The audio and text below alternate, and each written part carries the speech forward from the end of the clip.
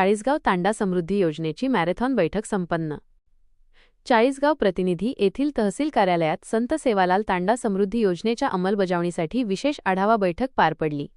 तहसीलदार प्रशांत पाटील यांच्या अध्यक्षतेखाली आणि आमदार मंगेशदादा चव्हाण यांच्या मार्गदर्शनाखाली ही बैठक झाली. या बैठकीत तालुक्यातील तांड्यांना महसूल गाव घोषित करण्याबाबत सविस्तर आढावा घेण्यात आला. समिती सदस्य दिनकर राठोड व संतोष राठोड यांनी प्रलंबित तांड्यांची माहिती व तांत्रिक अडचणी सादर केल्या. आमदार चव्हाण यांनी सर्व विभागांनी समन्वयाने काम करून तांडा विकासाच्या कामांना गती देण्याच्या सूचना दिल्या.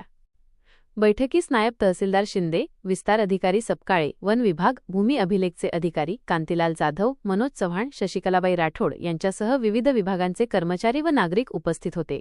प्रलंबित कामे तातडीने पूर्ण करण्याचा निर्धार यावेळी करण्यात आला.